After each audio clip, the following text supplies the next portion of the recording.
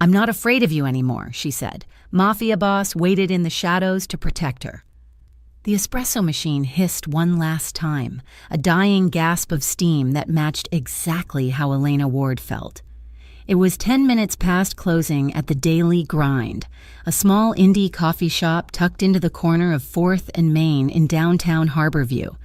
Outside, the city was draped in a thick, suffocating drizzle, the kind that turned the asphalt slick and made the neon signs of the nearby bars bleed across the pavement in blurry streaks of red and blue. Elena wiped down the granite counter with a rag that smelled of bleach and stale roasted beans. Her shoulders ached. It had been a double shift, followed immediately by a 3-hour evening lecture for her social work certification. Her feet throbbed inside her worn sneakers, but she kept scrubbing at a stubborn coffee stain, using the repetitive motion to drown out the silence of the empty shop. Silence was dangerous. Silence was when the memories came back. Her gaze drifted involuntarily to the small, laminated card taped discreetly to the side of the register, away from the customer's view. It was a memorial card. Ryan Ward, beloved brother and son. The date of death was exactly 3 years ago today. He'd been 19. Just a kid. Elena squeezed the rag until her knuckles turned white. Ryan had not just died. He had been erased. He had been swallowed whole by the chemical poison that flooded Harborview's streets, a synthetic nightmare supplied by dealers who paid their tribute up the chain to the Rinaldi syndicate. To everyone else, Ryan was just another overdose statistic in a city rotting from the inside out. To Elena, he was the boy who used to leave half-eaten sandwiches on the counter and laugh with his whole chest. The bell above the door chimed, shattering her thoughts. Elena looked up, irritation rising in her throat. The sign on the door clearly said closed. She opened her mouth to tell them the register was shut down, but the words died on her tongue. 3 men walked in. They were not the usual late-night crowd of college students or tired nurses. They wore charcoal suits that cost more than Elena made in a year, tailored to hide the bulk of weapons beneath the fabric. They moved with a predatory synchronization, scanning the room before stepping aside. Then a 4th man entered. The air in the coffee shop seemed to drop 10 degrees. The ambient noise of the refrigerator hum and the rain against the glass faded into the background, suffocated by the sheer presence of the man who stepped through the door. He was tall, broad-shouldered, and moved with a terrifying, contained stillness. His coat was black wool, his collar turned up against the damp chill. Elena recognized him instantly. Everyone in Harborview knew his face, though usually it was grainy footage on the evening news or a photo accompanying a headline about dropped charges and missing witnesses. Dominic Rinaldi, the Silent King. He was the head of the family that had flooded her neighborhood with drugs. He was the reason Ryan was dead. Fear struck her first, a cold spike in her chest, followed immediately by a hot, blinding wave of anger.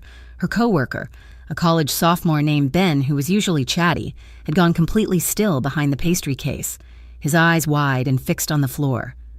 Dominic walked to the counter, up close.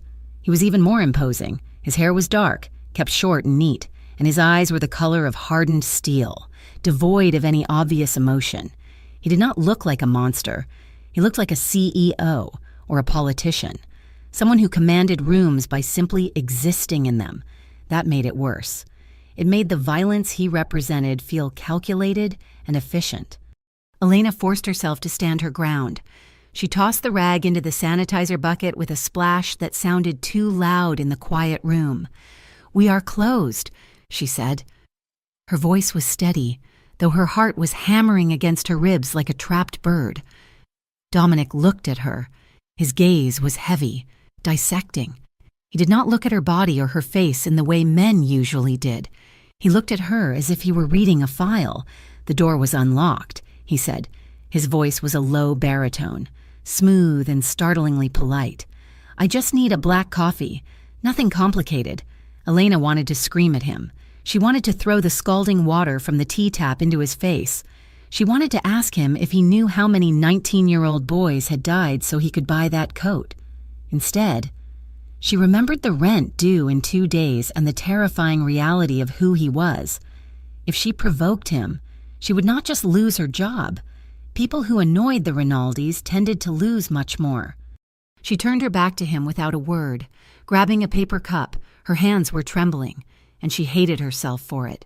She poured the dark roast, the liquid swirling black and bitter, and shoved a lid onto it. When she turned back, Dominic was watching her hands. She slammed the cup onto the counter. $2.50. Dominic reached into his coat pocket. He did not produce a wallet, just a money clip. Before he could pay, the door chimed again. This time, it was not a well-dressed predator. It was a man Elena had kicked out an hour ago, a local drunk named Greg who had been harassing customers for change. He stumbled in, wet and smelling of cheap whiskey and old sweat. "I told you," Greg shouted, slurring his words heavily. "I ain't leaving until I get a refund on that sandwich. It was stale." Elena's patience snapped. "Greg, get out. I am calling the police." Greg lunged forward, ignoring the men in suits standing near the window. He reached across the counter and grabbed Elena's wrist, his grip surprisingly strong and greasy. "Don't you talk down to me, you little—" The air in the room shifted violently. Elena flinched, trying to yank her arm back, but before she could struggle, a shadow fell over them. Dominic Rinaldi had moved. He had not run. He had simply ceased to be where he was and was now standing directly beside Greg. He did not shout. He did not draw a weapon. He merely tilted his head, his eyes boring into the side of the drunk man's face. "Let go of her." The command was spoken at a normal volume, almost soft. It was the tone of a man who never had to repeat himself. Greg froze. He looked up, bleary-eyed, ready to fight. But the moment his eyes met Dominic's, the alcohol seemed to evaporate from his system, replaced by primal terror. Dominic's hand hovered near Elena's arm, ready to intervene, but he did not touch her. He simply existed in the space, radiating a lethal promise. Greg's fingers sprang open. He stumbled back, nearly tripping over his own feet. I didn't know," Greg stammered, his face draining of color. "I didn't know she was with you." "She isn't with me," Dominic said, his voice devoid of inflection. "She is working, and you are leaving." Greg did not wait for a second invitation. He turned and scrambled out the door, slipping on the wet pavement outside before vanishing into the dark. Elena stood frozen, rubbing her wrist where Greg had grabbed her. The adrenaline was making her knees weak. She looked at Dominic, torn between the instinct to thank him and the revulsion of knowing who he was. He had saved her, yes, but he was also the architect of the hellscape that created men like Greg. "Thank you," she said, the words grinding out through her clenched teeth. Dominic turned his gaze back to her. For a second, the mask of indifference slipped. He looked at her, rubbing her wrist, and a frown touched his brow. Then, his eyes drifted past her shoulder. He was looking at the register, specifically at the laminated card taped to the side. Elena saw him read the name, Ryan Ward. She saw his eyes narrow slightly on the photo of her brother, a picture taken at high school graduation. Then, she saw him notice the detail she thought was hidden, the faint, jagged track marks she had drawn in black marker over the edges of the card one night in a fit of grief, a private acknowledgement of how he had really died. Something flickered across Dominic Rinaldi's face. It looked like pain. It looked like guilt. It was gone in a blink. He placed a $100 bill on the counter. "Keep the change," he said. He turned and walked out into the rain, his 3 guards falling into formation around him, leaving Elena standing alone in the silence, staring at the money as if it were blood. The walk home was always the worst part of the day. Elena lived in a 4th-floor walk-up in the East End, a neighborhood that had seen better decades, let alone better days. The streetlights were intermittent, buzzing with dying bulbs that cast long, erratic shadows against the brick buildings. Elena walked quickly, her keys protruding from between her knuckles like makeshift claws. The rain had slowed to a mist that clung to her eyelashes. Every footstep that echoed behind her made her heart hammer against her ribs. She felt exposed. She felt watched. She turned the corner onto her street, glancing over her shoulder. The street was empty. save for a few parked cars. She did not see the black sedan idling silently in the alleyway across from her apartment building. Inside the car, Dominic Rinaldi sat in the dark. The engine was off, the lights were killed, and the tinted windows made him invisible to the world outside. He watched Elena hurry up the steps to her building, fumbling with the heavy front door before slipping inside. Only when the light in the fourth-floor window flickered on did Dominic exhale. He looked down at the passenger seat. There was a manila folder there, worn at the edges. He did not need to open it to know what was inside. It was a dossier on a kid named Ryan Ward. Dominic remembered the boy. He remembered Ryan because he was one of the few Dominic had actually tried to pull out of the gutter. He had set up a discreet scholarship, a rehab placement fully paid for under a shell company's name. He had tried to cut the supply lines to the dealers on Ryan's block, but the machine Dominic had inherited from his father and uncle was too big, too hungry. The order to cut Ryan off had come too late. The product had already been sold. 3 years. He'd been watching over the sister for 3 years. It was a penance, a ghost he could not exorcise. "Drive," Dominic said to the driver, his voice raspy. The sedan pulled away, disappearing into the night like smoke. Elena sat at her small, chipped kitchen table. The apartment was cold. The radiator hissed, but produced very little heat. Spread out before her were the remnants of Ryan's life, the rejection letter from the community college, the intake forms for a rehab center he never made it to, and next to them, tonight's newspaper. She had circled the headline, "Harborview's Silent King, no charges filed in Port Authority, corruption case." Dominic's face stared up at her from the grainy newsprint. He looked untouchable, arrogant. "Men like you," she whispered to the empty room, her voice trembling with bitterness. "Men like you never pay. You break everything and you just walk away." She took a pair of scissors and stabbed them through the photo, pinning Dominic's face to the cheap wooden table. The next morning, the atmosphere at the daily grind was tense.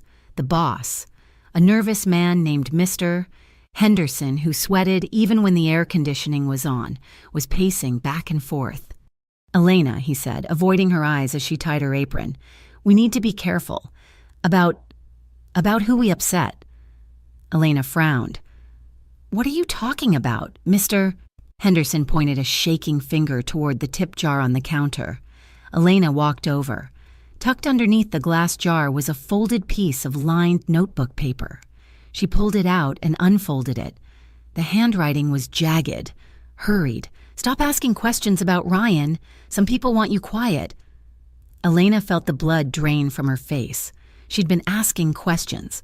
She'd been going to the police precinct every week for 3 months, demanding they reopen Ryan's case, insisting that the toxicology report didn't match the police narrative of a simple overdose. She'd been making noise. She crumpled the note in her fist. She looked at the door where Dominic had stood the night before.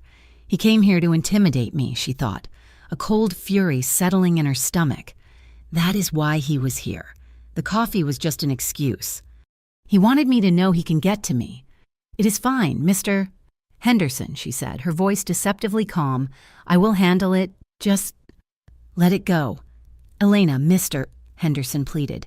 "Please, these people, they don't play games." Elena turned away, throwing the note into the trash. "No, they don't, and neither do I." The shift dragged on for 8 hours, every minute filled with paranoia. Every time the door opened, Elena expected to see the suits again.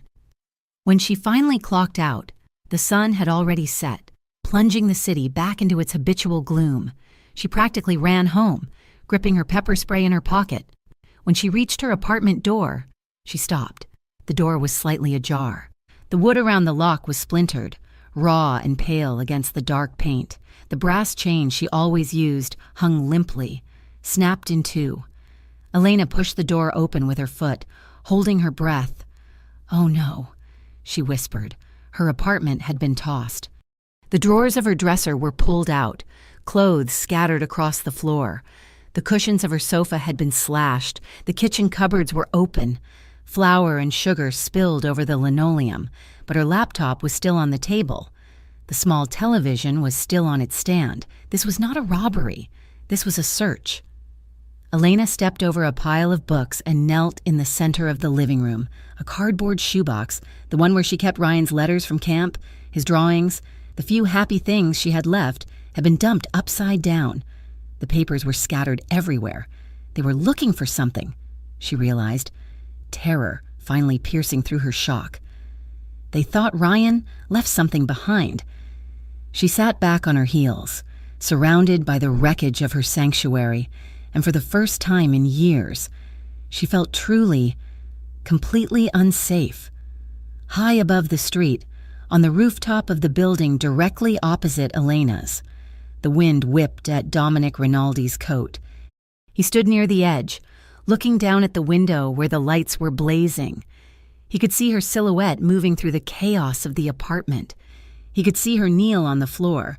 Beside him, his lieutenant, Nate, shifted uncomfortably. Nate was a big man, loyal to a fault, with a scar running through his left eyebrow. "We were too late," Nate said, his voice grim. "We missed them by 10 minutes. Dom, the neighbors said they saw 2 guys in maintenance uniforms leaving just as we pulled up. Dominic's jaw was set so hard a muscle feathered in his cheek. His hands were balled into fists at his sides, the leather of his gloves creaking. Did she see them?" Dominic asked. "No," Nate replied. "She just got home. She is alone in there." Dominic watched Elena stand up and move toward the window.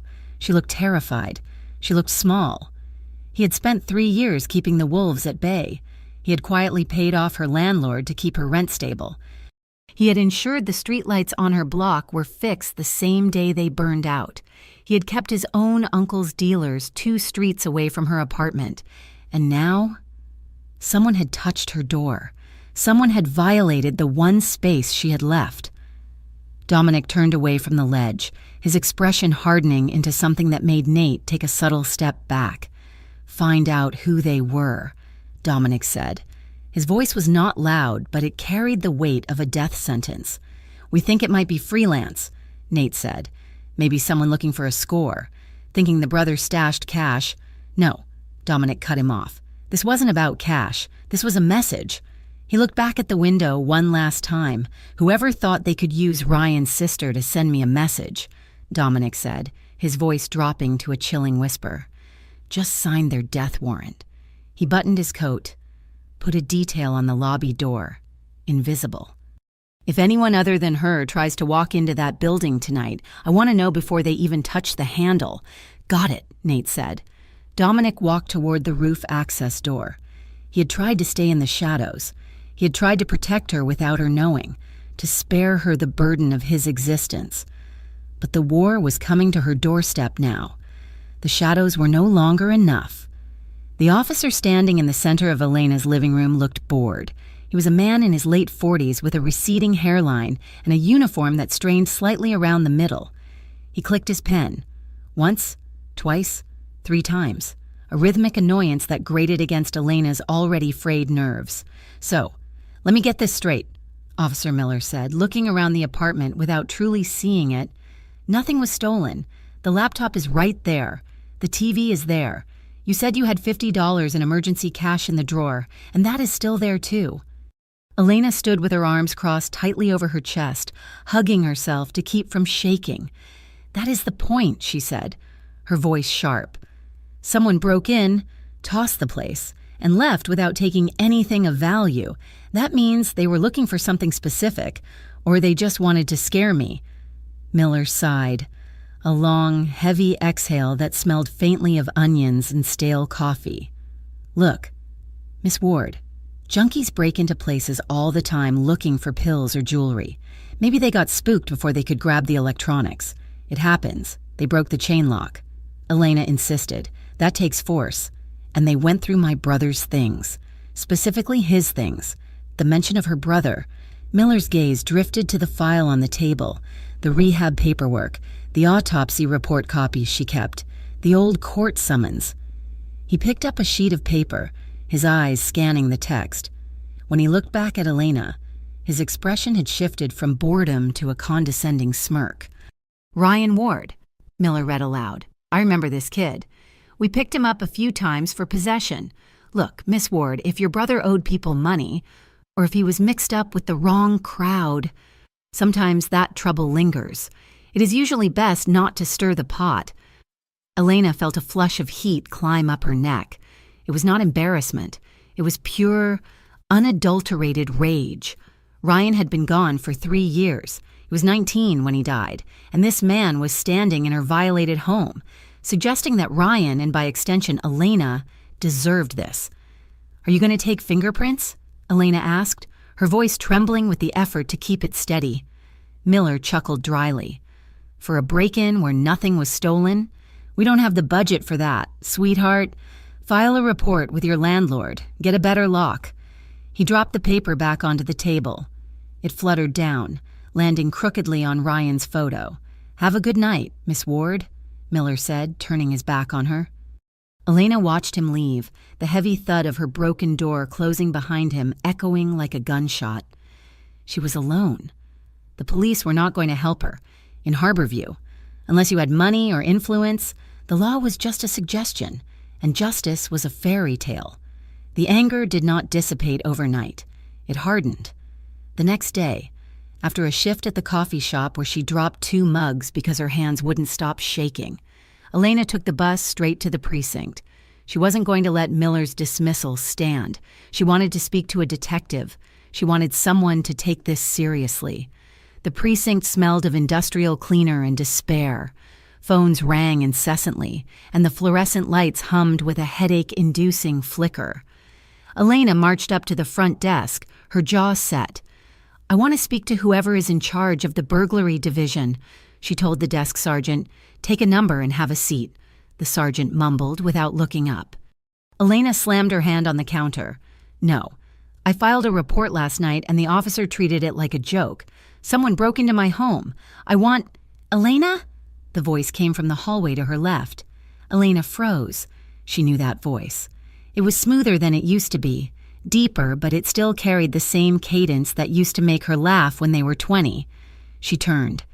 Detective Ethan Cole was standing there, holding a styrofoam cup of coffee, and he looked good. He'd filled out since she last saw him 2 years ago, his shoulders broader, his blonde hair cut in a sharp, professional fade. He wore the badge on his belt like it belonged there. "Ethan," Elena breathed. He walked over, his expression a mix of surprise and something else, something guarded. He looked around the lobby quickly before stopping in front of her. "What are you doing here?" Ethan asked, keeping his voice low. "You okay?" Elena felt a sudden, pathetic surge of hope. Ethan was her ex. They hadn't ended well. He had prioritized the academy over everything else, and she had been drowning in Ryan's addiction. But he was a good guy. Or he used to be. "Someone broke into my apartment yesterday," Elena said, the words tumbling out fast. "They tossed everything but didn't steal anything." The responding officer, Miller. He barely looked at it. He saw Ryan's file and wrote it off as junkie drama. Ethan's face tightened. He looked down at his coffee cup, then back at her. His eyes didn't quite meet hers. They focused somewhere on her forehead. "I am sorry." "Elle," he said, "that sounds rough. I think it has to do with Ryan." She pressed, lowering her voice. "I have been asking questions. Ethan, about the overdose, about where the drugs came from, and then I get a threat at work, and my place gets tossed? That is not a coincidence." Ethan shifted his weight. He took a step back, his body language closing off. He crossed his free arm over his chest, creating a barrier between them. "Ryan has been gone a long time. Elena," he said softly. "Maybe Miller was right. Maybe it was just random. You know this city. It was not random," she insisted, searching his face for the concern she used to know. "Why are you acting like this? You used to care about what happened to him." "I do care," Ethan said, but the words sounded rehearsed. "Look, I will pull the report. I will look into it, okay? But you need to be careful. You start digging up old graves, you are going to get dirty. Just let it go, for your own sake." He checked his watch, a nervous tick she remembered from when he was lying about where he had been. "I have to get to a briefing," he said, backing away. "Go home, Elena. Lock your door." He turned and walked away fast, disappearing through the security doors without looking back. Elena stood in the lobby, the hope in her chest withering into a cold, hard knot. He was hiding something. She could see it in the way he refused to look her in the eye. The sun had set by the time she left the station. The alleyway that served as a shortcut to the bus stop was narrow and damp, lined with overflowing dumpsters that smelled of rot. Elena walked quickly, her keys laced between her fingers, her breath misting in the chill air. She was halfway down the alley when two shadows detached themselves from the wall ahead. Elena stopped dead. Her heart hammered a frantic rhythm against her ribs. One of the men was huge, with shoulders that blocked out the streetlight at the end of the alley. She recognized him vaguely. He was the one who had been with Dominic at the coffee shop. Nate. "Miss Ward," Nate said. His voice was deep, gravelly, but surprisingly polite. Elena took a step back, her hand diving into her pocket to grip the canister of pepper spray. "Get out of my way. We just want to talk," Nate said, holding his hands out, palms up. "The boss wants a word. He thinks it would be better if we went somewhere safer." The boss? Dominic Rinaldi. Elena's fear spiked, hot and acidic. They were cornering her. This was it. This was how people disappeared in Harborview. "I am not going anywhere with you," she spat, pulling the pepper spray out and aiming it at Nate's face. "Back off, I swear to God. I will blind you." Nate didn't flinch. He just looked sad, like he was watching a kitten try to fight a Rottweiler. "Please don't make this difficult." "Miss Ward, I said back off," she screamed, her voice cracking. Suddenly, a figure stepped out from the shadows behind Nate. Dominic Rinaldi moved into the pool of dim, yellow light cast by the single working bulb above the service entrance. He looked different than he had in the coffee shop. He wasn't wearing the heavy wool coat. His suit jacket was unbuttoned, revealing the white dress shirt underneath and the lack of a shoulder holster. He held his hands up, slightly away from his body, showing her he was unarmed. "Put the spray away." "Elena," Dominic said. His voice was calm, low and steady. It cut through the panic in her brain like a knife. "You stay away from me," Elena yelled, away, shifting her aim toward him. "You sent them to my apartment. You were trying to scare me into silence." Dominic's expression darkened, his brows drawing together. "I didn't send anyone to your apartment. If I wanted to be in your apartment, I would have walked in through the front door and you would have made me coffee. I am not the one breaking your locks." "Liar," she shouted, tears of frustration stinging her eyes. "It is your drugs that killed my brother. It is your people who threatened me at work. And now you corner me in an alley? I am cornering you because you are running around the city, poking a stick at a sleeping bear," Dominic shot back, taking a step forward. His composure cracked just enough to show the frustration beneath. "I am trying to keep you alive. You killed him." Elena cried out, the grief she had been carrying for 3 years finally exploding out of her. "You killed Ryan, you and your poison. I did not kill your brother."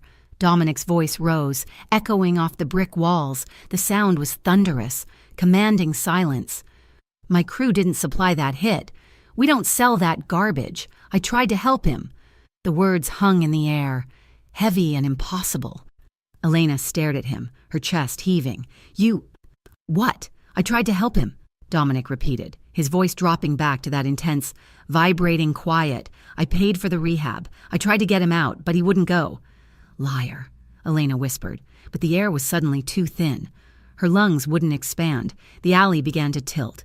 The brick walls seemed to be closing in, rushing toward her. She gasped, a sharp, wheezing sound.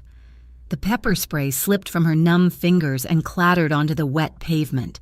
She swayed, her vision tunneling into a pinpoint of gray light. "Elena?" Dominic's voice sounded far away. She couldn't breathe. It was a panic attack, a bad one.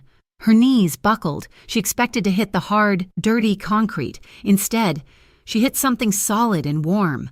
Dominic had moved with impossible speed. He caught her, his hands gripping her upper arms to keep her upright. "Breathe," he ordered. "I can't," she gasped, clawing at his shirt. "Yes, you can," he said. He shifted, moving closer until he was a wall of heat and stability against her shivering form. "Look at me." Elena forced her eyes open. The world was spinning, but Dominic's face was sharp, Focused, his eyes were the color of storm clouds, and they were locked onto hers with an intensity that anchored her to the earth. "Match my breath," he said softly. He inhaled slowly, exaggerating the motion of his chest. Elena tried to mimic him, but her breath hitched in a sob. Again. Dominic murmured. He moved his hands from her arms to her shoulders, his palms heavy and warm. The weight was grounding. It told her body where it ended and the rest of the world began. In, out. He guided her through the rhythm, his patience infinite. Slowly, the black spots dancing in her vision faded.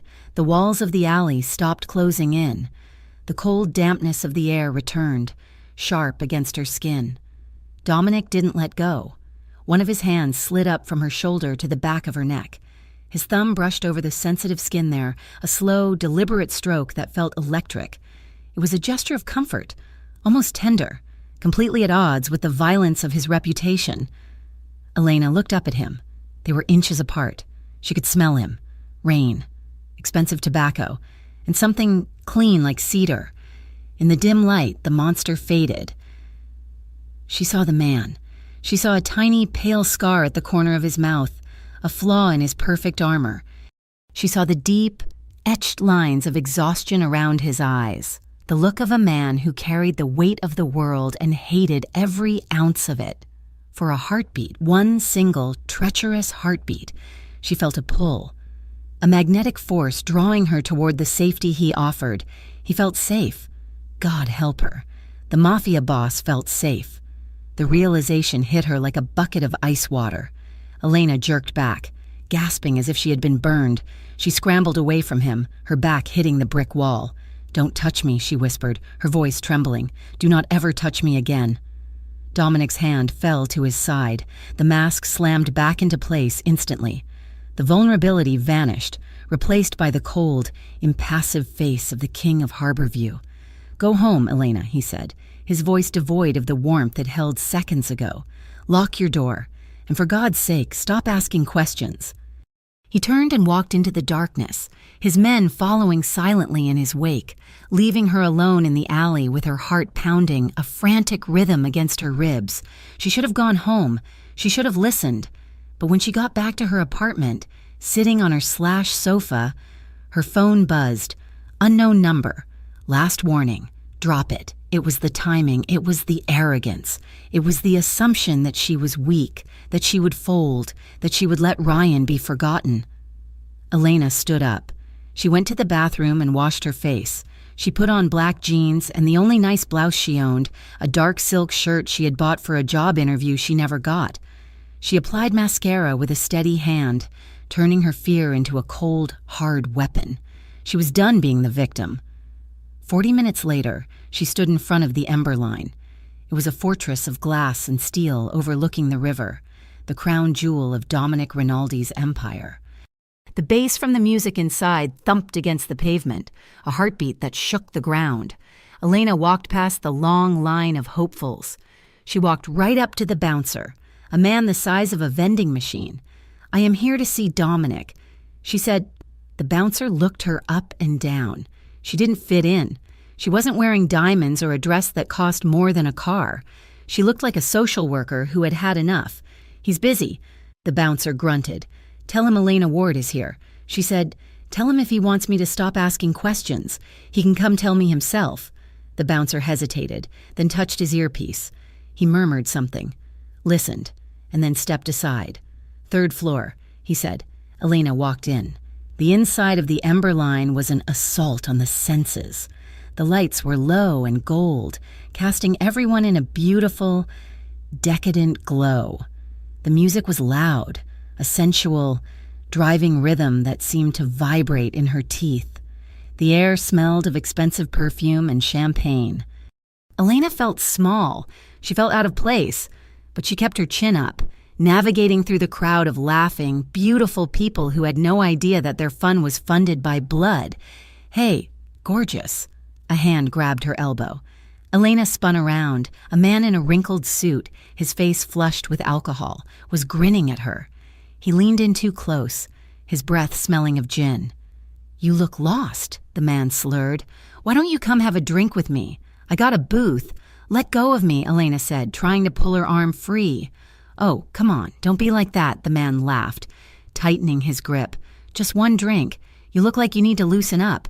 Elena opened her mouth to scream, but before she could, the man suddenly let go. He didn't just let go, he recoiled, stumbling back as if he had been shoved. Though no one had touched him, Elena looked up. Dominic was there. He had come down from the heavens, or rather, the VIP balcony. He stood beside her, creating a physical barrier between her and the drunk. He wore a black dress shirt, the top buttons undone, sleeves rolled up to his elbows, revealing forearms corded with muscle. The look on his face was terrifying. It was pure. Concentrated violence directed entirely at the businessman. "Get out," Dominic said. The businessman blinked, trying to focus. "Do you know who I am? I spend $10,000 a month in this." "I don't care if you spend $1 million, Dominic said, his voice low enough that only they could hear it over the music. "Touch her again, and you will leave this building through the window." The businessman paled. He mumbled an apology and vanished into the crowd. Dominic turned to Elena. He didn't look angry at her. He looked tired. One of his hands came up to gently circle her elbow. His touch was light, respectful, but firm. "This is the last place you should be alone," he murmured, his breath warm against her ear. He guided her through the crowd, his body shielding hers from the pressing bodies. He led her to a private elevator in the back. Keying in a code, they rode up in silence. When the doors opened, the noise of the club vanished, replaced by the hush of a soundproofed office. It was a massive room with floor-to-ceiling windows overlooking the harbor.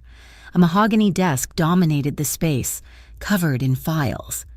Dominic walked to a side table and poured a glass of water. He handed it to her. Elena ignored the water. "Why did you lie to me?" she demanded. Dominic sighed, running a hand through his hair. He looked exhausted. "I haven't lied to you. Elena, not once. You said you tried to help Ryan. She accused, but you run the syndicate. You are the king. Nothing happens in this city without your permission. If you wanted him saved, he would be saved." "It doesn't work like that," Dominic said, his voice sharp. He turned to face her, leaning back against the desk. "I am not a god. I inherited a mess.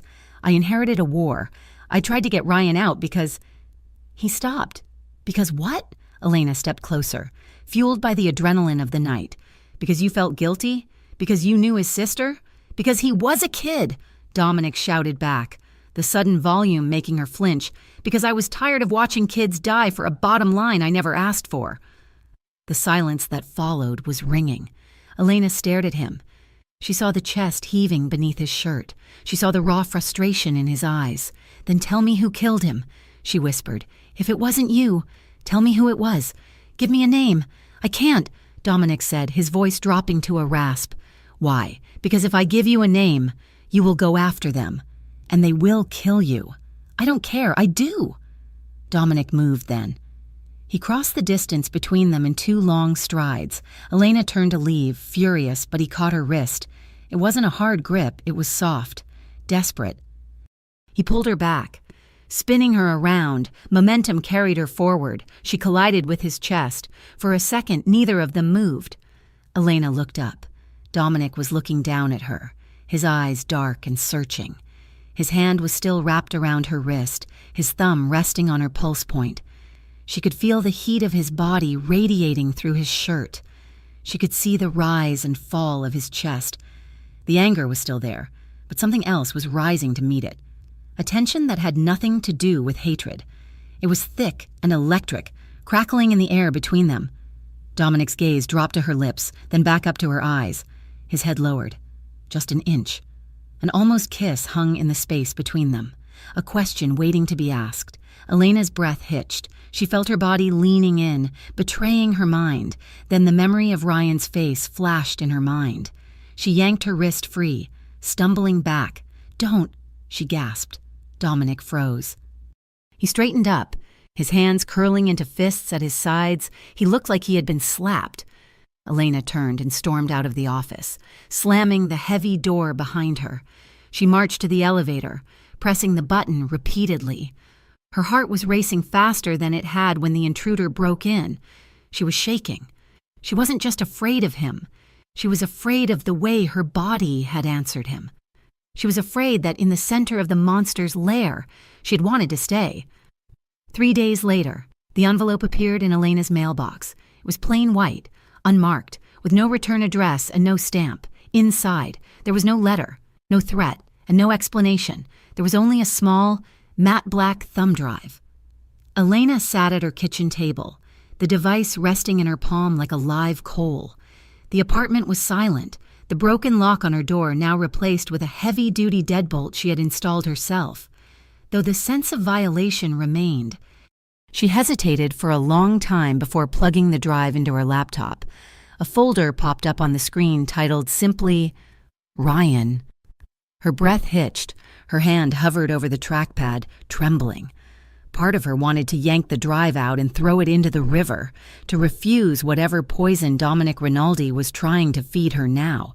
But the desperate need for answers, the same need that had driven her to the police station and the nightclub, forced her to click the file. A video player opened. The footage was grainy, obviously taken from a security camera mounted high in a hallway. The timestamp in the corner read 3 years ago, 2 days before Ryan died. The location was a dingy corridor with peeling wallpaper. Elena recognized her brother instantly. He looked thinner than she remembered, his hoodie pulled up, his body language frantic and jittery. He was pacing, scratching at his arms. Then, a door opened. A man stepped out. Elena leaned closer to the screen, squinting. The man was not one of the polished soldiers she had seen flanking Dominic. He was scruffy, wearing a thick leather jacket with a distinct patch on the back, a coiled green snake with a dagger through it. She knew that symbol.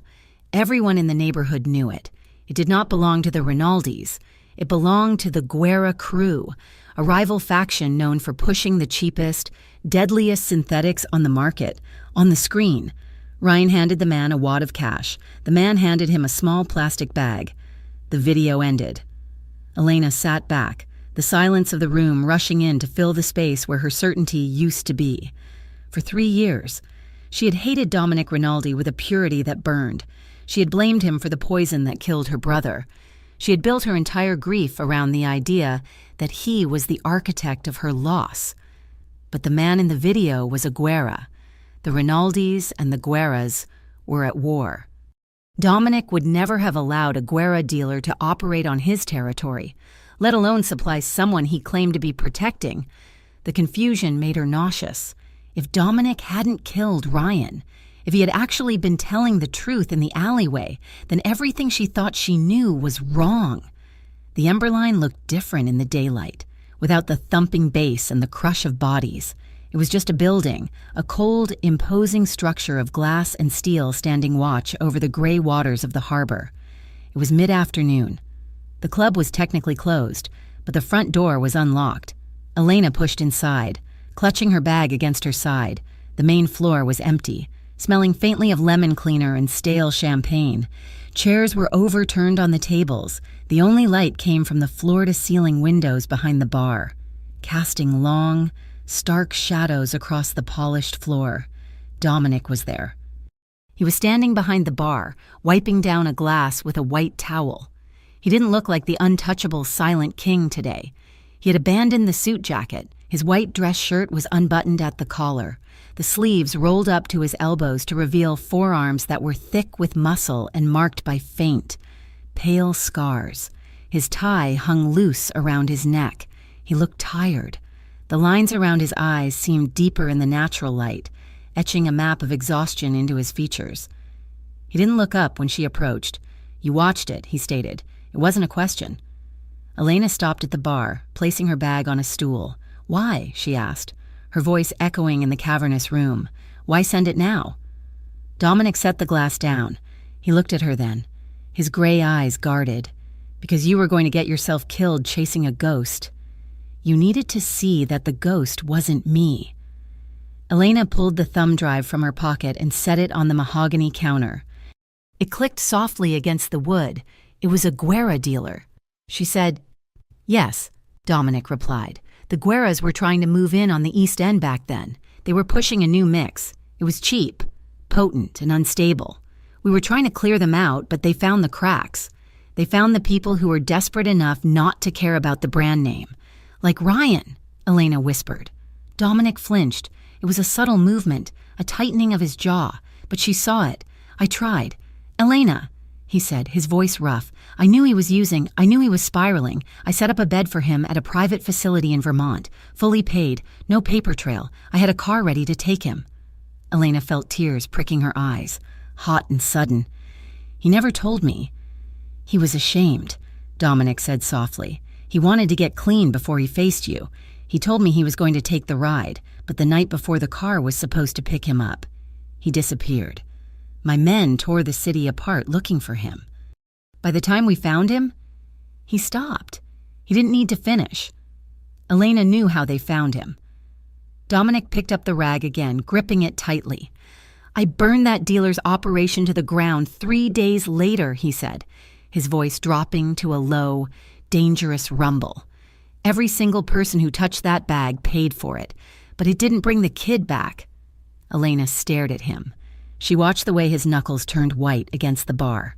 She saw the genuine pain in his eyes, not the performance of a guilty man trying to save face, but the haunting of a man who had lost something he tried to save. Her anger, which had been a solid, immovable rock for 3 years, began to crack. It shifted into something heavier, more complicated. It became grief. So you are a hero then, she asked, her voice trembling. Is that what you want me to say? You tried to save him, so I should forgive you for running the empire that created the market in the first place? Dominic's head snapped up. I never asked for your forgiveness. You profit from it, Elena shouted, the sound startling in the empty room.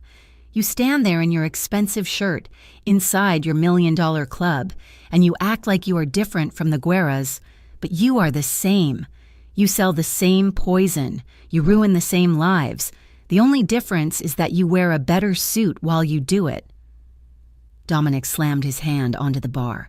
The sound was like a gunshot. Do you think I chose this? He roared back. He walked around the bar, closing the distance between them. He didn't touch her, but his presence was overwhelming. He radiated heat and fury. I was born into this. Elena, my father built this. My uncle built this. When my father died, I had 2 choices. I could let Marco take over, a man who would burn this entire city down just to watch the sparks. Or I could take the seat. I could take the crown and try to steer the ship away from the iceberg. He gripped the edge of the bar next to her, leaning in, his veins standing out against the tanned skin of his neck. I have spent 10 years trying to legitimize this family, he said, his voice shaking with intensity. I cut the human trafficking. I cut the weapons deals. I am moving money into construction, into real estate, into places where people don't die. But you cannot turn an ocean liner on a dime. Elena, if I stop everything tomorrow, the Guerras take over. The vacuum fills with people 10 times worse than me. And then more kids like Ryan die. Elena stared at him, her chest heaving. She saw the trap he was in. She saw the cage he had built for himself out of duty and blood. It is not enough, she whispered. It is not enough to be the lesser of 2 evils. I know, Dominic rasped. He looked away, staring out the window at the gray sky. God, do you think I don't know that? The air between them was thick with unsaid words. Elena couldn't breathe in the club anymore. The scent of him, the intensity of his eyes, the confusion in her own heart. It was too much. She turned and ran. Elena, Dominic called after her. She pushed through the heavy doors and burst out into the alleyway behind the club. The weather had turned. The gray sky had opened up, unleashing a torrent of icy rain that soaked her instantly. She didn't stop. She marched down the alley, water plastering her hair to her face, mixing with the tears she finally let fall. She heard the heavy door slam open behind her. Footsteps splashed on the wet pavement. Elena, wait. She spun around. Dominic was there. He had followed her out into the storm, ignoring the rain that instantly soaked his white shirt, making it cling to his chest. Go back inside, she screamed over the sound of the downpour. Leave me alone, I can't, Dominic shouted back. He caught up to her near his parked car, a sleek black sedan gleaming under the rain. "You think you can just drop a bomb like that and walk away?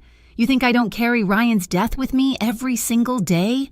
I don't care about your guilt," Elena cried, wiping water from her eyes. "I care that I am terrified all the time. I am terrified of the Guerras. I am terrified of the police. And I am terrified of you." Dominic stopped. He stood in the rain, water streaming down his face, dripping from his jaw. "You don't have to be afraid of me," he said, his voice dropping, though it carried clearly through the storm. "I would burn the world before I let anything happen to you." "Why?" Elena demanded, stepping closer, her anger dissolving into desperation. "Why me? Why do you care? You are the king of Harborview." "I am nobody. You are the only thing in this city that is real," Dominic said. The words hung in the air, suspended between the falling droplets. "I watched you for 3 years," Dominic said, his voice raw. "I watched you fight for your brother. I watched you work double shifts to pay for his headstone. I watched you fight for those kids at the center. In a world full of people who only take, you are the only one I have ever seen who gives." He took a step closer. The space between them vanished. "I look at you, and I remember that there is something worth saving," he whispered.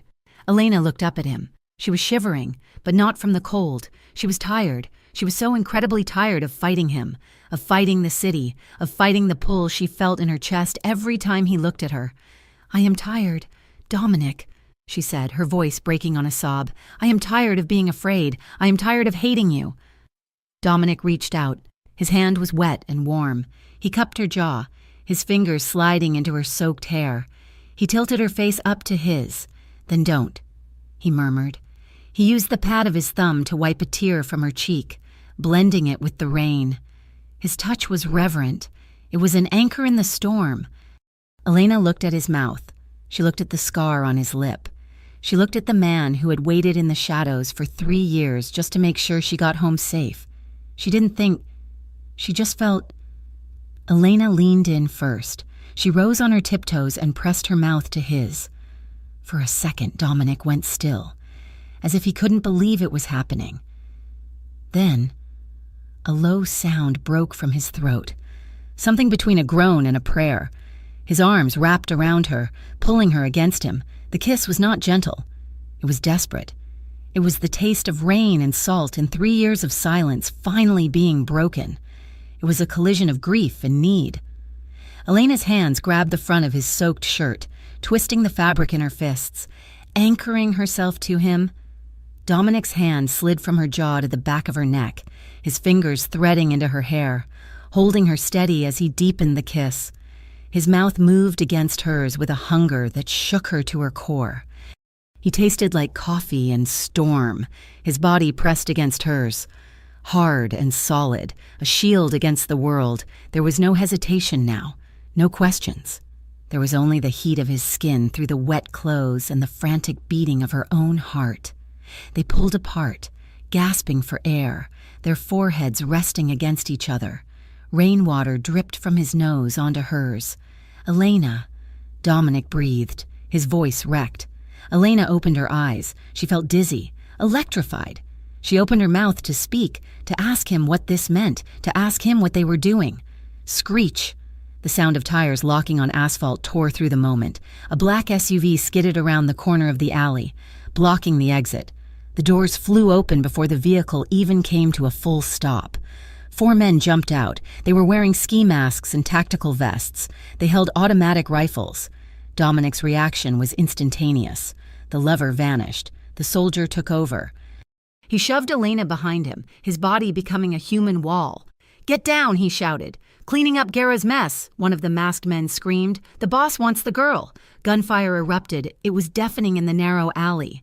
Bullets sparked against the brick wall inches from Elena's head. She screamed, covering her ears, dropping to the wet pavement. Dominic didn't have a gun. He had left it inside. "Move," Dominic yelled. He grabbed Elena by the jacket and hauled her up, practically throwing her toward the heavy metal dumpster against the wall. Another SUV roared into the other end of the alley. Headlights blinded them. Elena thought it was over. She thought they were trapped. Then she saw Nate leaning out of the window of the second car, a pistol in his hand. Dominic's men. "Get them!"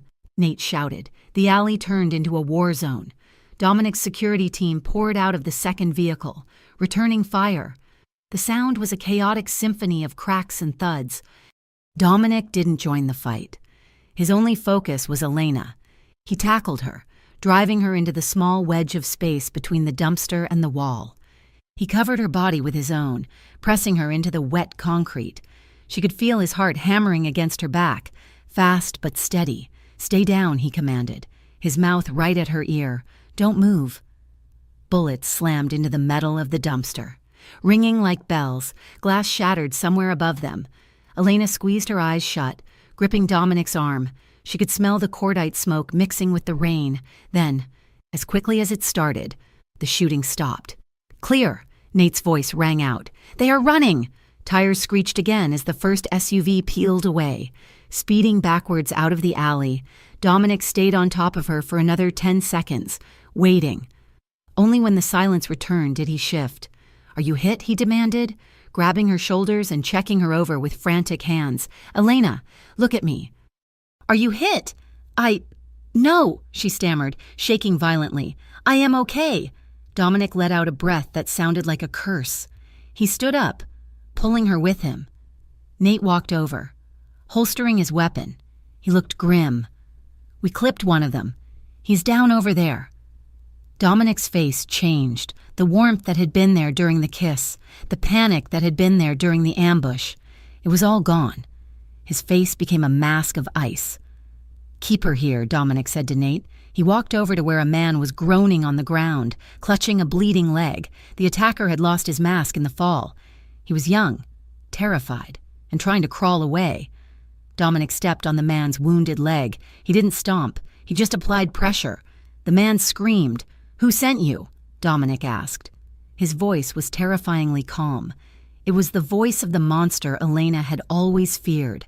The man sobbed. "I don't know, just a job." Dominic increased the pressure. "I am going to ask you one time," Dominic said. "If you lie to me, you will never walk again.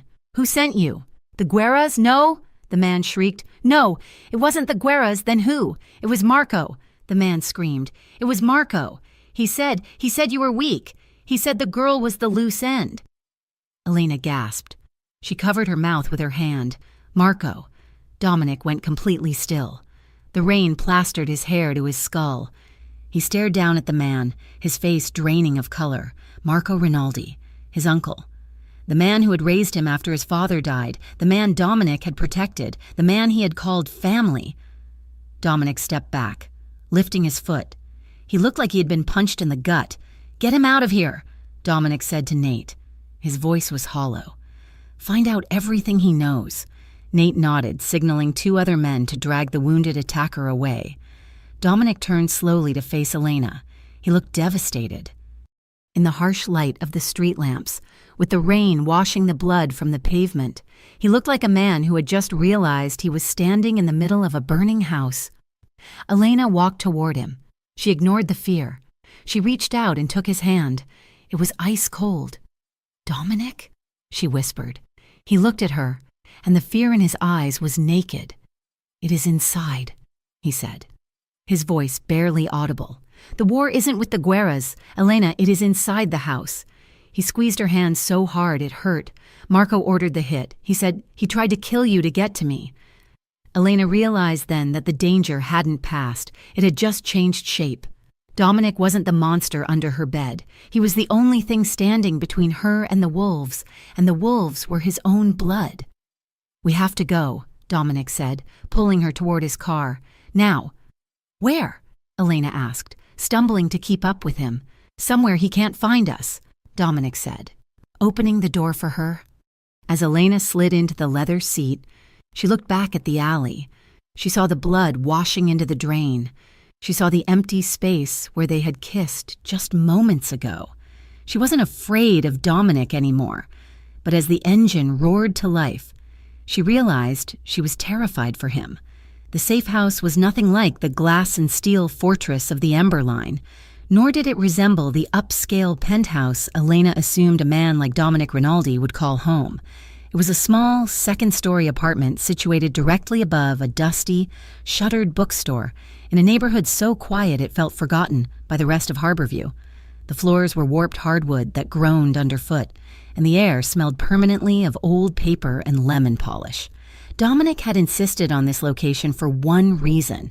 It was off the books. No one in the organization knew about it except for Nate. It was a ghost property, paid for in cash under a fake name a decade ago. For the first 48 hours, Elena paced the length of the living room like a caged animal. She resented the stillness. She resented the way Dominic checked the window blinds every hour. Most of all, she resented the fact that every time the floorboards creaked in the hallway, her heart slammed against her ribs in terror, making her reluctantly admit that the heavy steel deadbolt Dominic had installed was the only thing keeping her sanity intact. By the third evening, the silence in the apartment had shifted from stifling to something intimately domestic.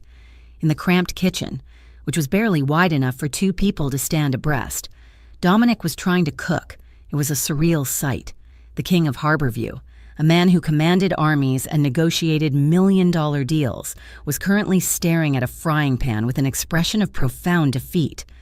"Damn it," Dominic muttered, scraping a spatula against the non-stick surface. Elena, who'd been sitting at the small circular table nursing a mug of tea, stood up and leaned against the doorframe. Smoke was rising from the pan. "You are burning them," she pointed out, a small smile tugging at the corner of her mouth despite the tension that had defined their last few days. "I am aware," Dominic grumbled, tossing the spatula onto the counter. "The burner on this stove has two settings. Off and incinerate." Elena laughed. It was a rusty sound, surprised out of her, but it seemed to lighten the air in the room instantly. Dominic looked over his shoulder at the sound, his eyes softening. He looked less like a mob boss and more like a frustrated man trying to impress a woman, wearing a plain gray t-shirt that stretched across his broad shoulders and sweatpants that hung low on his hips. "Move over," Elena said, stepping into the kitchenette. "You are useless." She nudged him aside with her hip. It was a casual, instinctive contact, but in the small space, it felt electric. Dominic didn't move away. He stayed right there, his arm brushing against hers as she took the handle of the pan and lifted it off the heat. He watched her work. He watched her scrape the charred eggs into the bin and crack two fresh ones into the pan with practiced ease. The kitchen was so small that every time she turned to grab the salt or the pepper, her shoulder bumped against his chest. He didn't step back to give her room. Instead, he seemed to lean into the contact, a solid, warm presence at her back. When they finally sat down to eat, the eggs were perfect, but the atmosphere had changed. The easy banter died down, replaced by the heavy reality of why they were hiding. They sat across from each other at the small wooden table, their knees almost touching underneath it. Elena traced the rim of her coffee mug, watching the steam curl into the air. "Tell me about him," Elena said quietly. "Marco." Dominic stopped mid-sip. He set his mug down slowly.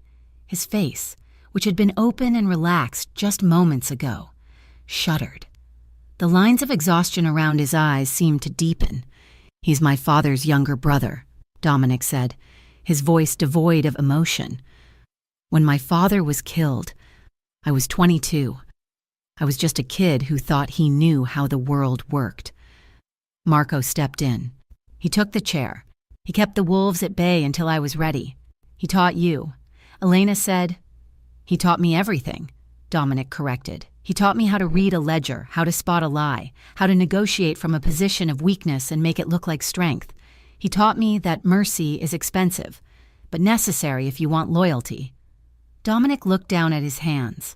They were large, capable hands, currently clenched into fists on the tabletop. "He was the one who bought me my first suit." Dominic continued, his voice thickening with a mix of disbelief and grief. "He sat with me in the hospital waiting room when my mother got sick. He was my father, in every way that mattered, and now he wants you dead," Elena whispered. Dominic looked up. His eyes were bleak. He doesn't just want me dead. Elena, he wants to erase me. He thinks I have gone soft. He thinks my attempts to legitimize the business are a weakness. He wants to take the family back to the old days. Drugs, trafficking, blood on the streets. He reached across the table, his fingers brushing against hers. That is why he went after you, Dominic said intensely. He knows you are the proof that I want something else. You are the symbol of everything he hates. Elena looked at his hand covering hers. She realized then that the war wasn't just about territory. It was about the soul of the man sitting in front of her. Marco wanted to turn Dominic back into a monster. Elena was the anchor keeping him human. 2 days later, the walls started closing in. Dominic had been gone for hours, meeting Nate in a secure location to gather intel. Elena was alone in the apartment with nothing but old paperbacks and her own spiraling thoughts. She felt trapped. She felt like a piece of luggage that had been stored away until it was safe to retrieve.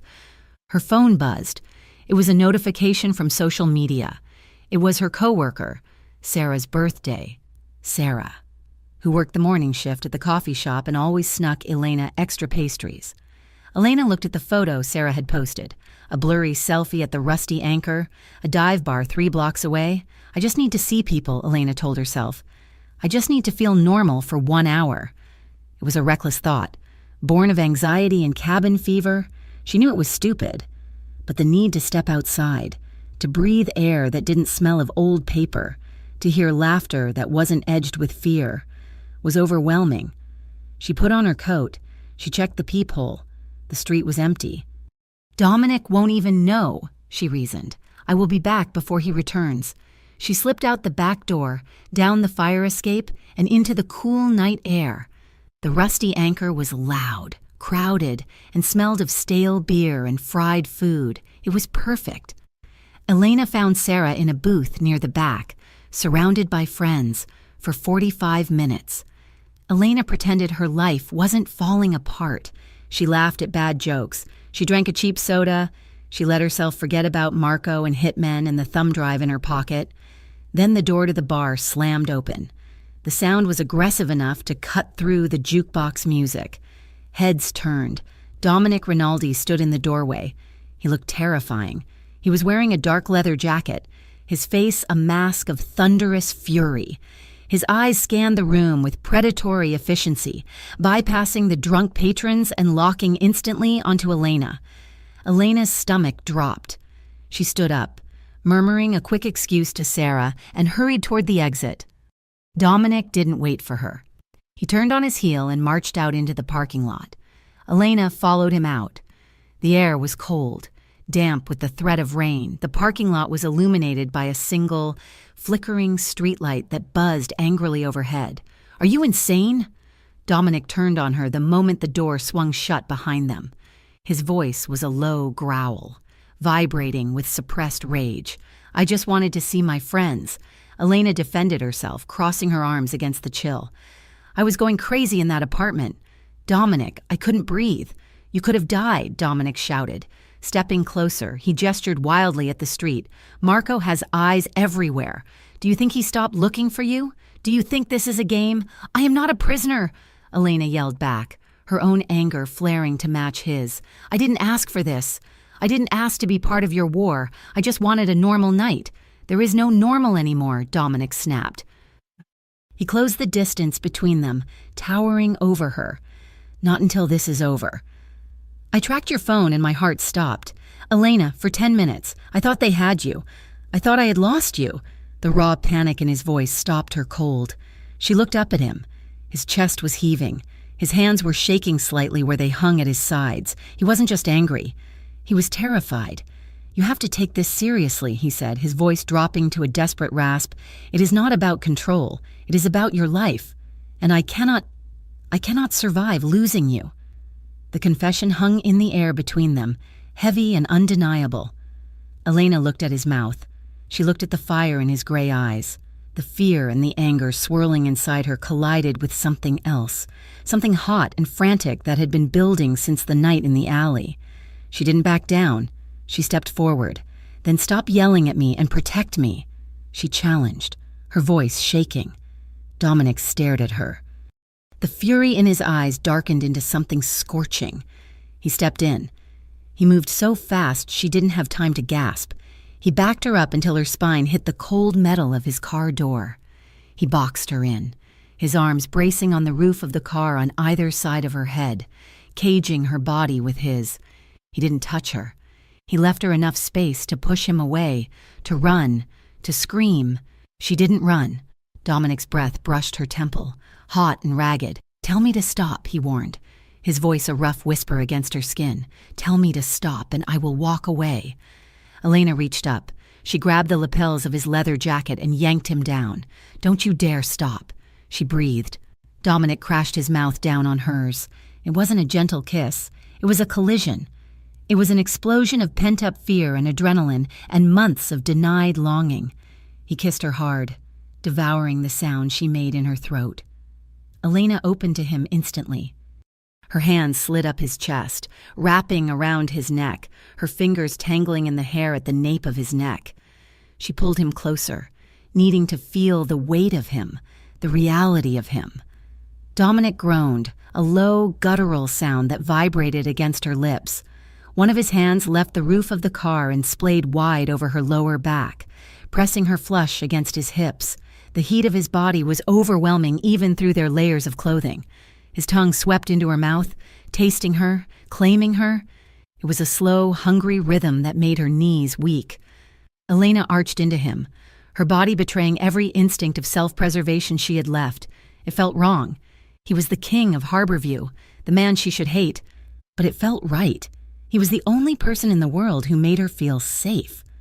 Dominic's other hand moved to her waist, gripping her tightly, anchoring her as the kiss deepened. He tilted his head, changing the angle, drinking her in as if she were the only air left in the city. They stood there under the flickering streetlight, wrapped in each other, oblivious to the danger and the cold. For a minute, there was no war. There was no Marco. There was only the friction of their bodies and the desperate, frantic heat of their mouths moving together. Dominic broke the kiss first. He pulled back just an inch, his forehead resting against hers. His breathing was ragged, his eyes were squeezed shut, his lashes dark against his flushed skin. "God." "Elena," he whispered, his voice wrecked. Elena opened her eyes. She was trembling. Her lips felt swollen, her heart hammering a frantic rhythm against her ribs. She stared at him, shaken by the intensity of what had just happened. "We have to go back," Dominic rasped. Though he didn't move away, he stayed close, his body shielding her from the night. "We are exposed here." Elena nodded, unable to find her voice. She realized then that she was in trouble.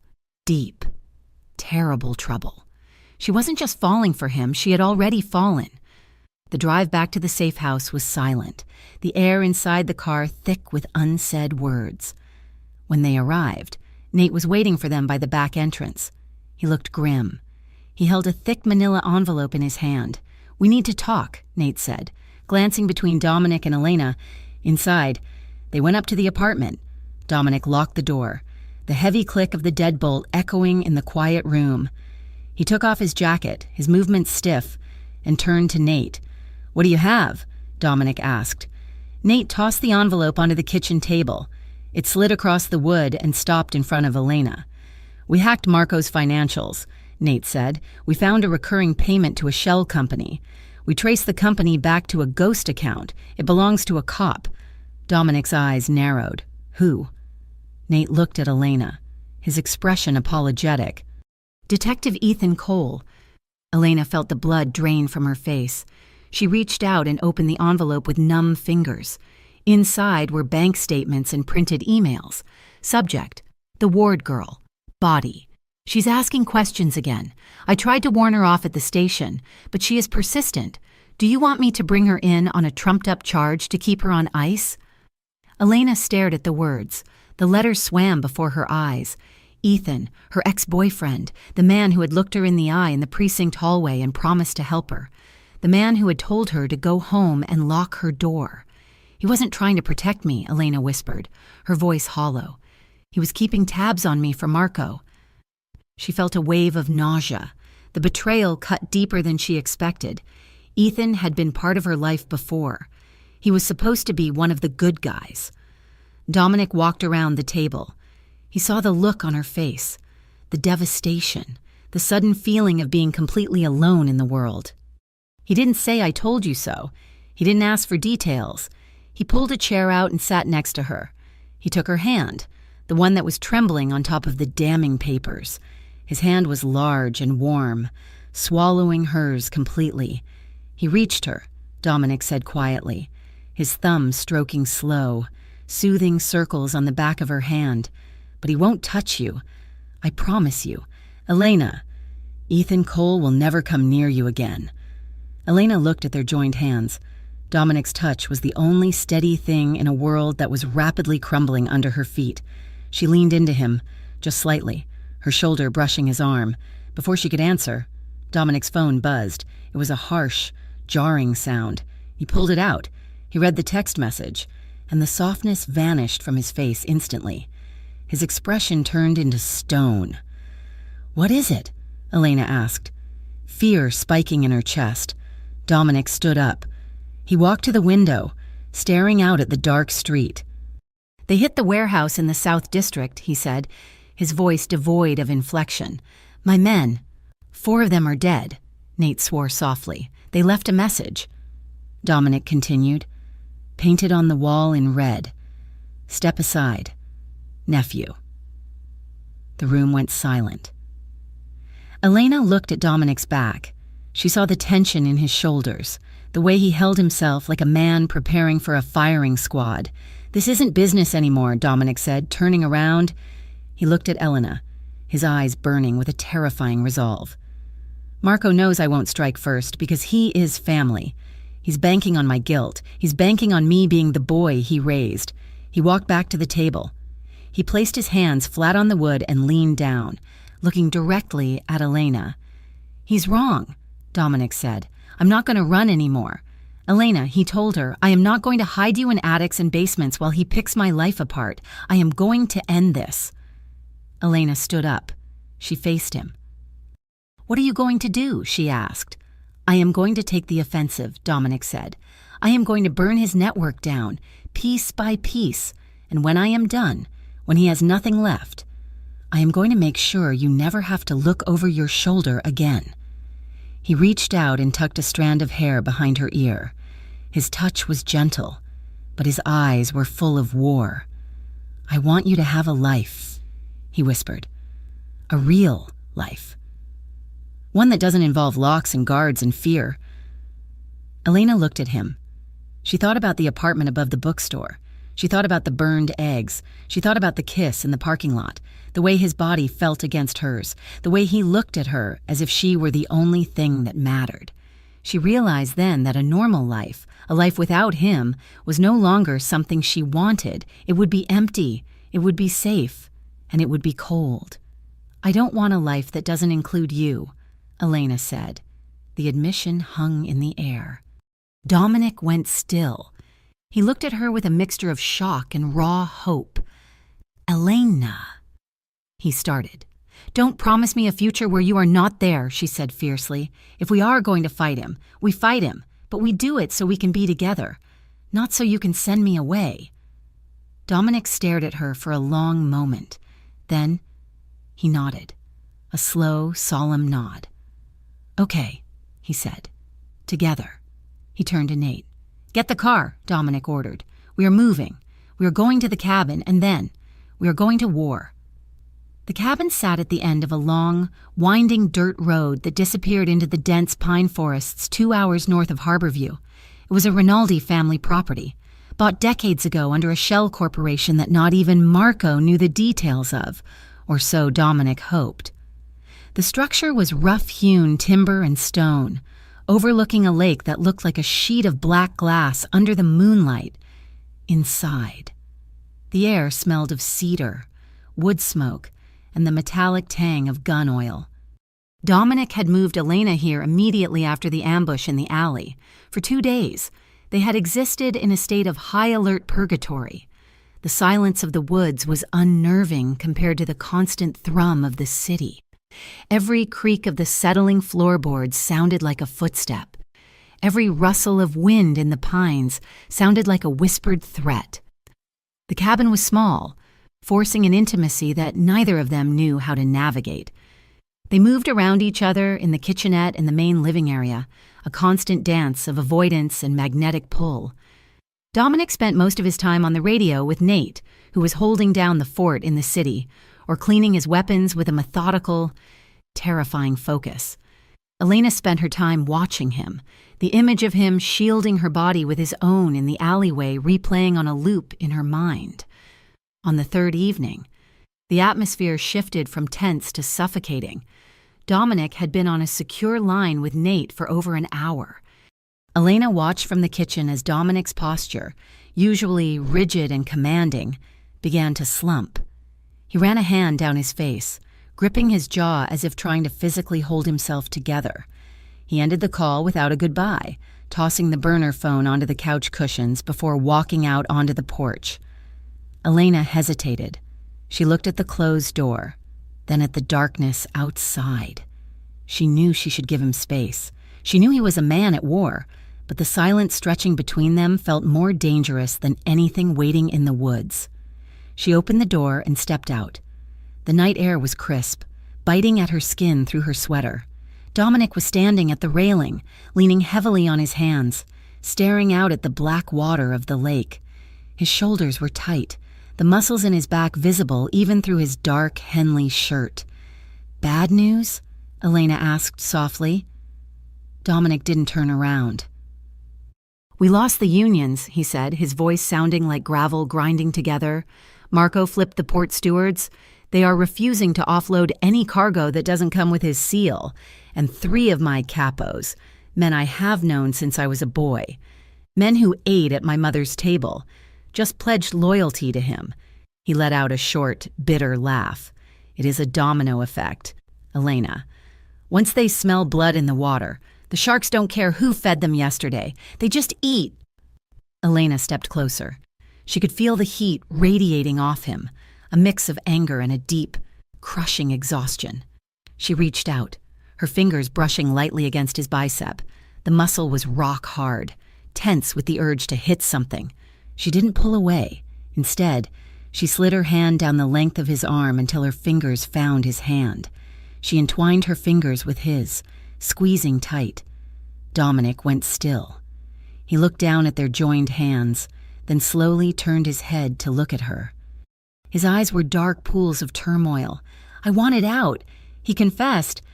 The admission came out in a rush, as if he had been holding it back for years. "I have been moving money for 5 years. Clean money. I bought a construction firm, a logistics company. I had a plan to slowly transition the family assets into legitimate holdings. I wanted to be a CEO, not a king. I wanted to walk into a room and not have people fear for their lives." He turned fully toward her, his free hand coming up to run through his hair. "Then I met you," he said, his voice dropping to a hushed intensity. "I watched you fight for those kids in the system. I watched you take on a broken bureaucracy with nothing but grit and compassion. You made me believe that redemption was possible, that maybe, just maybe, I deserved something better than the blood I was born into." Elena felt her heart stutter. She looked at this man, this feared crime lord, and saw the boy he must have been, the one who had been forced to pick up a gun before he was old enough to vote. "You are not him," Elena said, her voice steady despite the trembling of her hands. "You are not Marco." "I am a Rinaldi," Dominic countered, his gaze searching hers. "I have done terrible things. Elena, things you can't even imagine." "I know," she whispered. "I know who you are. But the man who holds me when I wake up screaming from nightmares, the man who stood in an alleyway and told me to breathe, that is not a monster. Dominic, that is a man who is trying to survive." She took a step closer, eliminating the space between them. "I am terrified," she admitted, looking up into his face. "I am terrified of this life. I am terrified of what loving you might cost me." Dominic's breath hitched. Loving him. She had said it, but he prompted, his voice barely audible. "But I am more terrified of watching you die alone," she finished, tears pricking her eyes. "I am terrified of a world where I refuse to admit how I feel because I was too scared to take the risk." The wind rustled through the pines, a lonely sound that wrapped around the cabin. Dominic looked at her as if she were a miracle he didn't know how to accept. Slowly, giving her every second to back away, he reached for her. "Let's go inside," he murmured. The living room was lit only by a single table lamp in the corner, casting long, soft shadows across the worn furniture. The fire in the hearth had burned down to embers, glowing a dull, pulsing red. Dominic stopped in the center of the room. He turned to her. He didn't grab her. He didn't pull her. He simply stood there, his hands open at his sides, an invitation and a surrender. Elena didn't hesitate. She took a step forward. She reached out and placed her hands on his chest, feeling the heavy, rapid thud of his heart beneath his shirt. She slid her hands up, over the hard planes of his chest, to his shoulders. Dominic let out a shuddering breath. He lowered his head and kissed her. It wasn't like the kiss in the parking lot, fueled by adrenaline and anger. This was tender. It was slow. His lips moved against hers with a reverence that made her knees weak. He tasted of the cold night air and something uniquely him. His hands came up to cup her face, his thumbs tracing the line of her jaw, tilting her head back to deepen the angle. Elena melted into him. The fear that had been her constant companion for weeks evaporated, replaced by a warmth that spread from her chest to her fingertips. Dominic's hands slid down her back, resting respectfully at the curve of her waist, pulling her flush against him. He held her as if she were made of glass, as if he were afraid his own strength would shatter her. "You are safe," he whispered against her lips. "I have you." Elena didn't want to be safe. She wanted him. She pulled him closer, her fingers tangling in the hair at the nape of his neck. She kissed him back with a fierceness that surprised them both, a silent demand that shattered his restraint. They moved together toward the worn leather couch. Dominic sat down heavily, pulling her with him. Elena followed, straddling his lap, her knees bracketing his hips on the soft leather cushions. Dominic groaned, his hands gripping her waist to steady her. The shift in position changed everything. The tenderness flared into heat. Their breathing became uneven, ragged gasps in the quiet room. Elena leaned down, kissing the line of his jaw, the sensitive spot behind his ear. She felt his hands tightening on her waist, anchoring her. His mouth trailed along her cheek, hot and desperate, before finding her lips again. His hands moved. One slid up her back, under the hem of her sweater, his skin rough and warm against hers. The friction sent a jolt of electricity through her spine. Dominic pulled back suddenly, just an inch. His forehead rested against hers, his eyes squeezed shut, his chest heaving. His fingers were frozen at the hem of her shirt. "Elena," he rasped, his voice rough with desire. "Are you sure?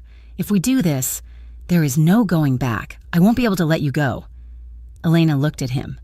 She saw the vulnerability in his gray eyes, the raw need he was trying so hard to leash for her sake. "I don't want to go back," she whispered. She leaned in and kissed him, a slow, deliberate seal on her promise. Dominic's restraint snapped. He wrapped his arms around her, pulling her down until there was no space left between them. They sank into the cushions, limbs tangled, the world outside the cabin ceasing to exist.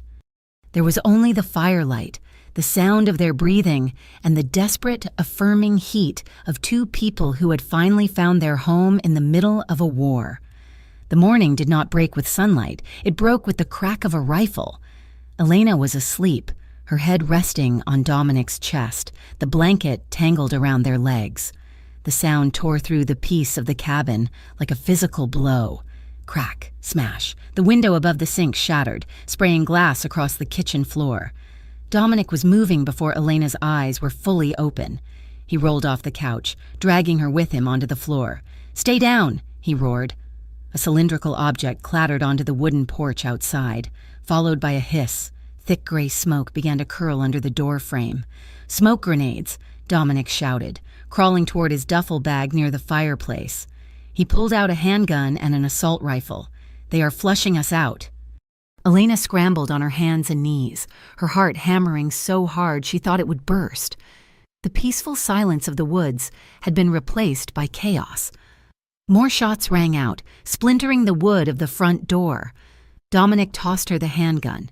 "Do you know how to use this?" he yelled over the noise. "Point and shoot," Elena yelled back, her hands shaking as she gripped the cold metal. "Good enough. Get behind the island." Dominic grabbed her arm and hauled her toward the kitchen island. It was a solid block of oak, the only sturdy cover in the open room. He shoved her behind it, positioning himself between her and the door, the rifle shouldered through the shattered window. Elena could see movement in the smoke, shadowy figures advancing through the trees. Dominic's security team, 3 men who had been stationed in the perimeter, were returning fire, but they were pinned down. Suddenly, the front door was kicked in. One of Dominic's men, a young guy named Russo, stumbled backward into the room, clutching his shoulder. Blood was pouring between his fingers.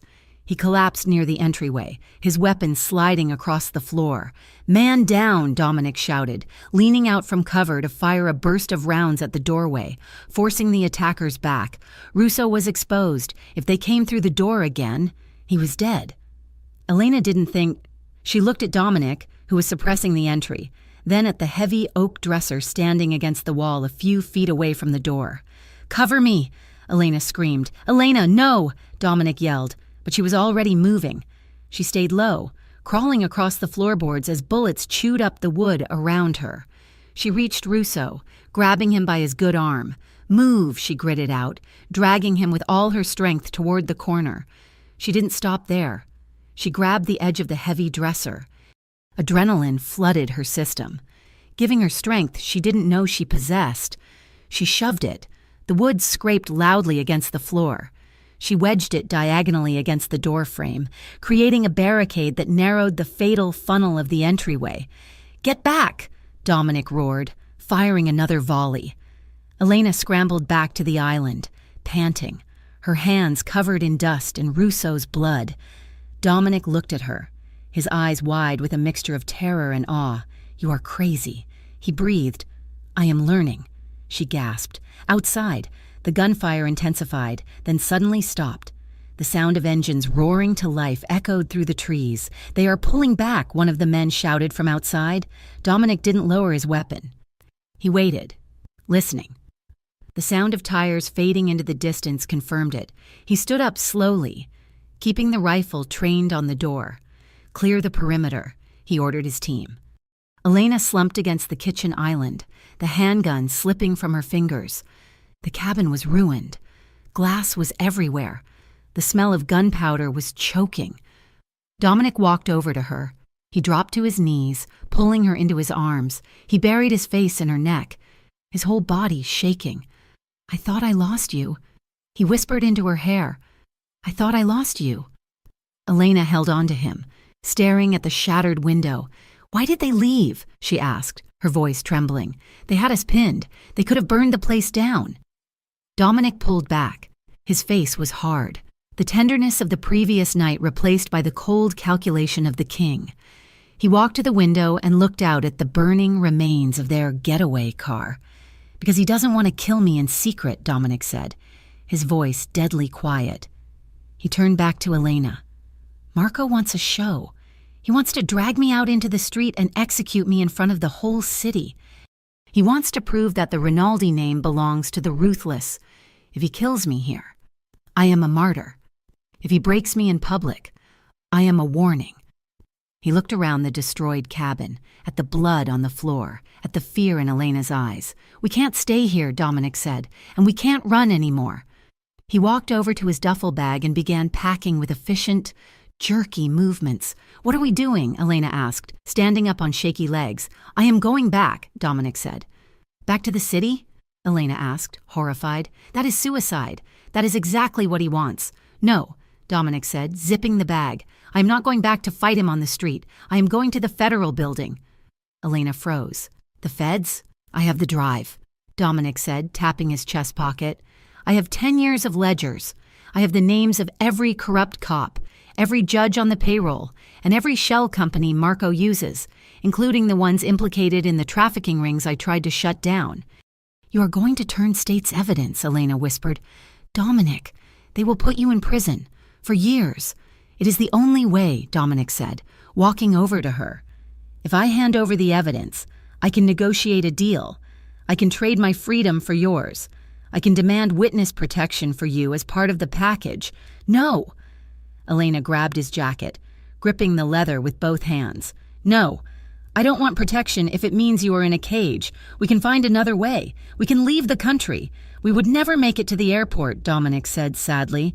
Marco has eyes everywhere. This ends today, Elena. He cupped her face in his hands. His thumbs brushed away the tears that were spilling over her lashes. Please don't go, she begged, her voice breaking. Please don't go alone. I have to, he said firmly. It is the only card I have left to play. He leaned down and kissed her forehead. It was a kiss of goodbye. I promised I would keep you safe, Dominic whispered, looking deep into her eyes. Even if it means you have to live in a world where I am not there, he turned to his men. Get her to the safe zone. Do not stop for anything. Dominic! Elena screamed as he walked out the door. He didn't look back. He walked out into the smoke and the ruin of the morning, getting into the only surviving vehicle. He was going to face his uncle. He was going to burn his own empire to the ground to save the woman who had taught him how to be a man. The waiting room at the Harborview Federal Courthouse was a study in sterile intimidation. The walls were painted a suffocating shade of beige. The chairs were bolted to the floor, and the air smelled of floor wax and stale anxiety. Elena Ward sat in the corner, her back pressed against the cold drywall. Her fingers twisted the worn leather of Ryan's bracelet around her wrist, a nervous tick that had become constant over the last 5 days. 5 days. That was how long it had been since Dominic Rinaldi walked out of the burning cabin and drove into the smoke. Since then, there had been silence.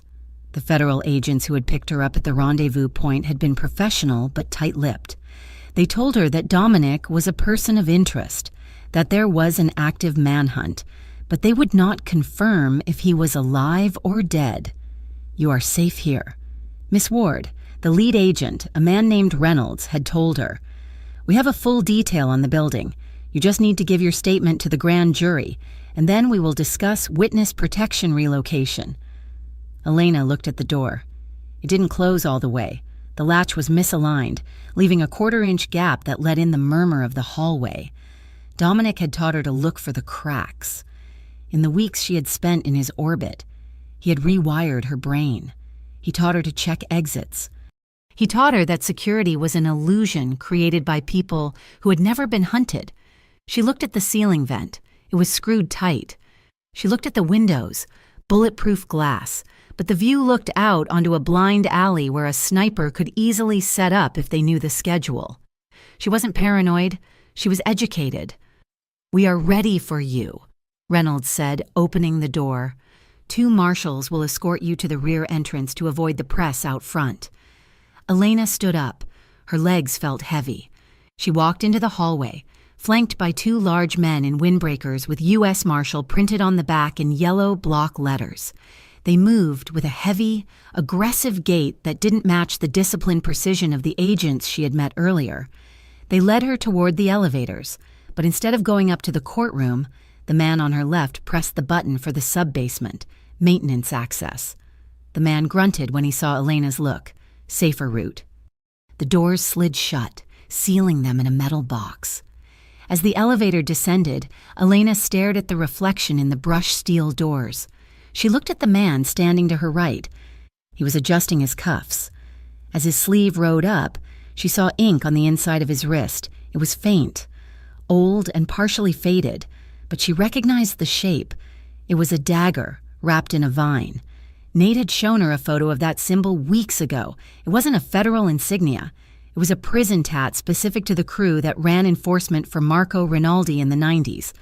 Elena's blood turned to ice. These weren't marshals.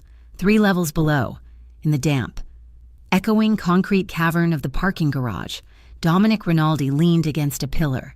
He was invisible in the shadows.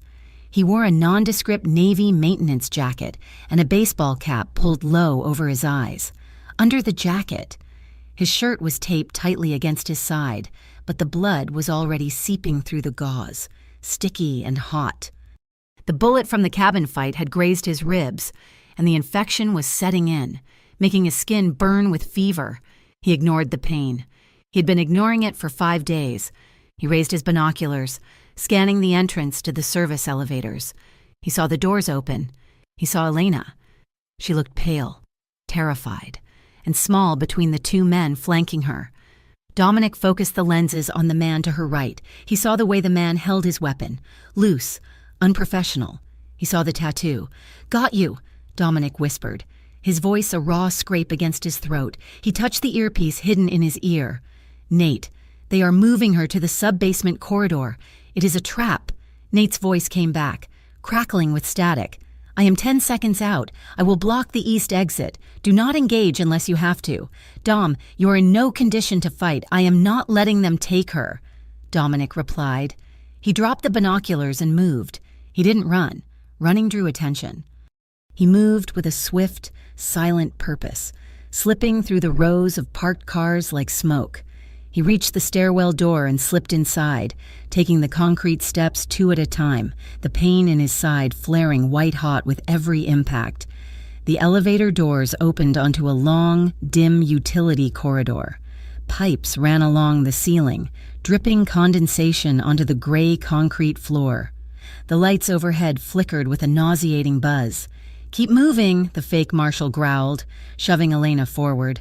She stumbled, her heart hammering against her ribs like a trapped bird. She knew what was happening. They weren't taking her to testify. They were taking her to a secondary location to finish what Marco had started at the cabin.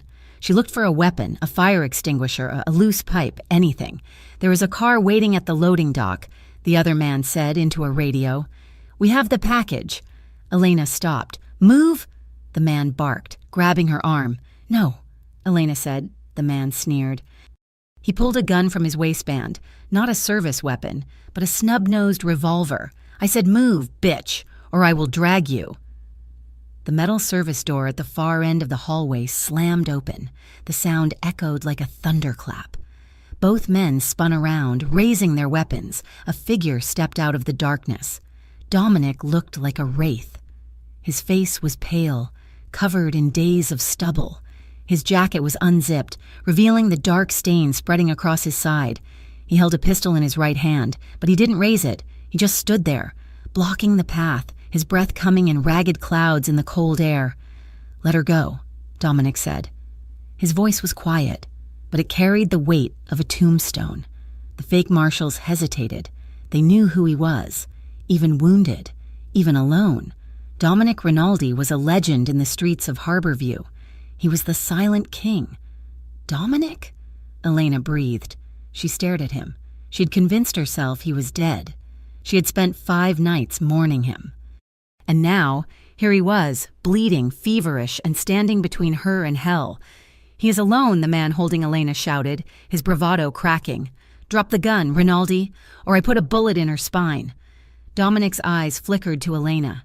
For a second, the old fear gripped her, the fear of the violence he carried, the fear of the world he belonged to. Then she saw his hands. They were trembling, not from fear, but from weakness. He was barely standing. He was dying on his feet to protect her. The realization hit her with the force of a physical blow. He wasn't the monster. He never had been. He was just a man who loved her enough to bleed for her. Elena looked at the gunman, then back at Dominic. She straightened her spine. She took a step toward Dominic, ignoring the gun pressing into her back. "I am not afraid of you anymore," she said. Her voice was clear, steady, and loud in the echoing hallway. Dominic's eyes widened. He understood. She wasn't talking to the gunman. She was talking to him. She was telling him that she accepted him. The blood, the past, the danger, all of it. The declaration shocked the gunman. For a split second, their focus wavered, confused by the dynamic between the hostage and the savior. Dominic didn't waste the second. He raised his weapon and fired. The shot took the man on the left in the shoulder, spinning him around at the same moment. Elena moved. She didn't cower. She dropped her weight and lunged backward, driving her elbow into the gut of the man holding her. He grunted, his aim thrown wide as his gun discharged into the ceiling. Elena grabbed his wrist with both hands, twisting with all her strength. Just as Dominic had shown her once in the kitchen of the safe house, Dominic closed the distance. He moved with a brutal, desperate speed. He didn't shoot the second man. He pistol-whipped him across the jaw, the sound of bone on metal sickeningly loud. The man crumpled. Dominic grabbed Elena, pulling her behind him, sweeping the hallway with his weapon. "Are you hurt?" he rasped, his eyes wild. "I am okay," she gasped, gripping the back of his jacket. "Dominic, you are bleeding." "I am fine." He lied, slow. Clap. The sound came from the loading dock doors at the end of the corridor. Marco Rinaldi stepped into the light. He was an older version of Dominic, wearing an expensive camel hair coat and holding a suppressed pistol. He was flanked by 3 more men. "Very touching," Marco said, his voice smooth and oily. "The nephew and the stray." "It is almost Shakespearean." Dominic straightened up. He pushed Elena further behind him, into the alcove of a support pillar. "It is over." "Marco," Dominic said, "the building is surrounded." "By whom?" Marco laughed. "The feds. I own half of them. You think you can walk out of here? You are weak. Dominic, you always were. Your father was weak, and you are just like him. Soft." He gestured to Elena. "That girl is your weakness. She is the reason you are standing here bleeding instead of sitting on the throne." Dominic looked at Marco. For years, he had sought this man's approval. For years, he had tried to be the ruthless soldier Marco wanted him to be. "No," Dominic said, his voice gaining strength. "She is not my weakness. She is the reason I am finally willing to end this." He didn't wait for Marco to monologue. He didn't wait for the signal. Dominic raised his gun. Marco fired. Dominic took the hit in his shoulder, jerking back, but he didn't fall. He fired back. He didn't aim for the head. He didn't aim for the heart. He aimed for the hand holding the gun. The bullet shattered Marco's wrist. Marco screamed, dropping his weapon. Before his men could return fire, the doors behind them exploded inward. Federal agents, led by Reynolds, swarmed the loading dock. Nate was with them, shouting orders. "Drop it! Federal agents!" Marco's men saw the odds. They dropped their weapons. Dominic stood there, swaying. His gun hung loosely in his hand. He looked at Marco, who was clutching his shattered wrist, whimpering on the ground. He could have killed him. He could have put a bullet in his uncle's head and ended the blood feud the way a Rinaldi was supposed to. Instead, Dominic engaged the safety on his pistol and set it on the ground. He reached into the inside pocket of his bloody jacket. He pulled out the black thumb drive. He handed it to Reynolds, who had rushed to his side. "It is all there," Dominic said, his voice barely a whisper. "The accounts, the names, the trafficking routes, Marco, the corrupt precinct, everything." Reynolds took the drive. He looked at Dominic with a strange mix of respect and pity.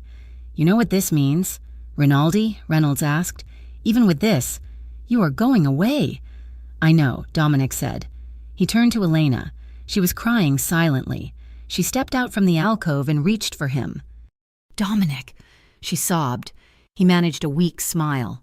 He reached out with his good hand, his bloody fingers brushing her cheek one last time.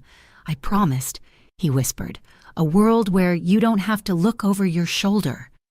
Then his legs gave out. Elena caught him as he fell, sliding down to the concrete floor with him, holding him as the medics rushed in and the world faded to white. The visiting room at the FCI Danbury facility was quiet. It wasn't like in the movies with the glass partitions and the phones. It was a medium security room with tables bolted to the floor and guards watching from the perimeter. 8 months had passed. Elena sat at table 4. She wore a simple blue dress and Ryan's bracelet. She looked different, rested. The shadows under her eyes were gone. Dominic sat across from her.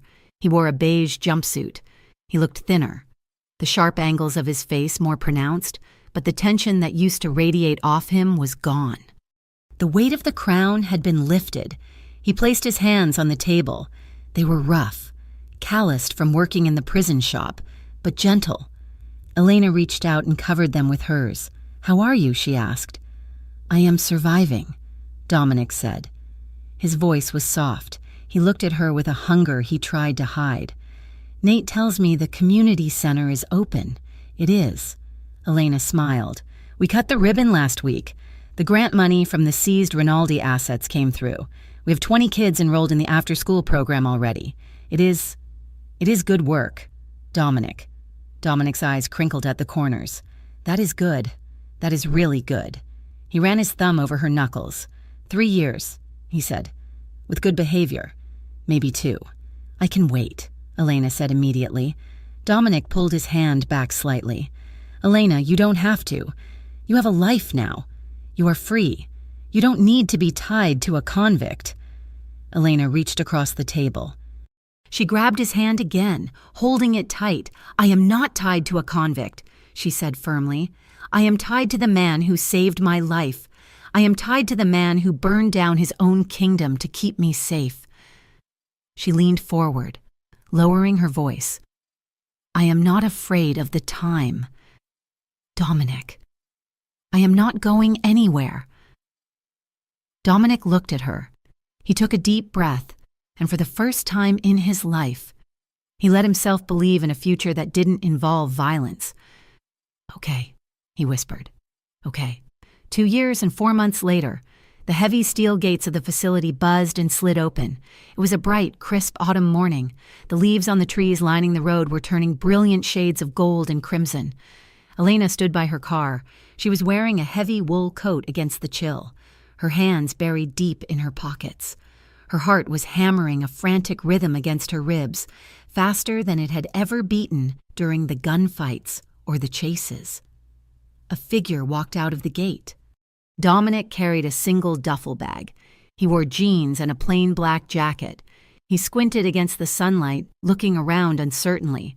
He looked smaller without the entourage, without the expensive suit, without the aura of the king. He just looked like a man. He saw her. He stopped. Elena didn't wait. She ran.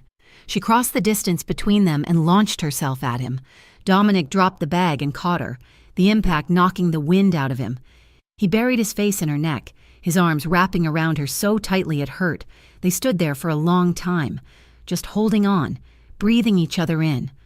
Let's go home, Elena whispered. Elena's apartment was small, the walls were thin, and the furniture was modest.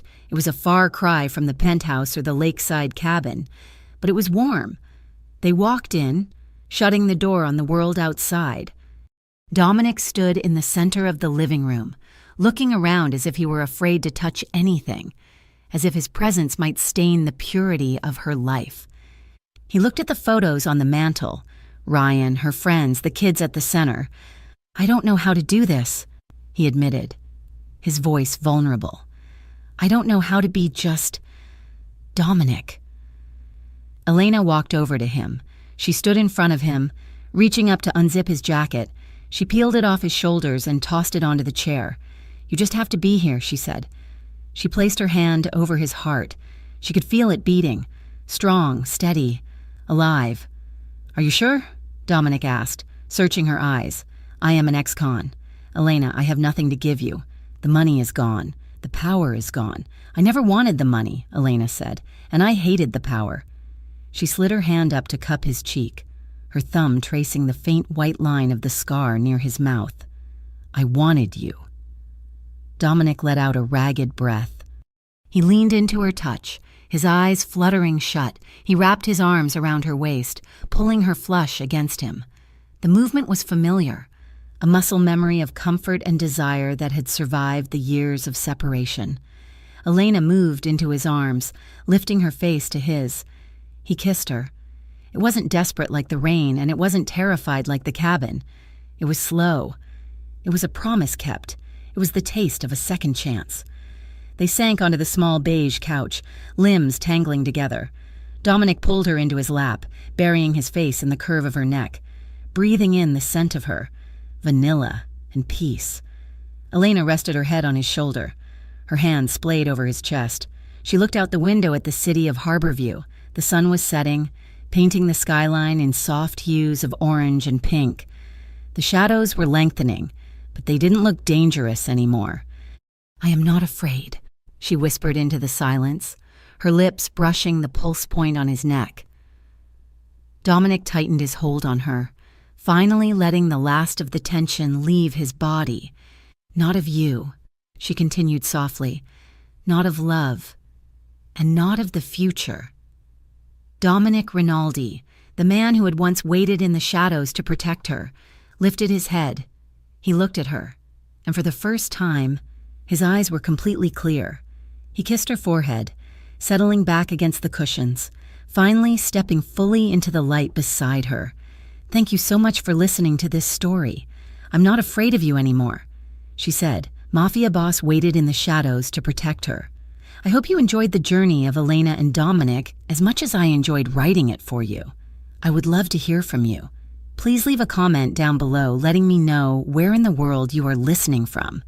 It is always amazing to see how far these stories travel. If you enjoyed this story, please consider subscribing to the Mafia Romance Stories channel so you never miss an upload. Don't forget to share your thoughts on the ending in the comments section. Did Dominic deserve his second chance? Let me know. Thank you for your support, and I will see you in the next story.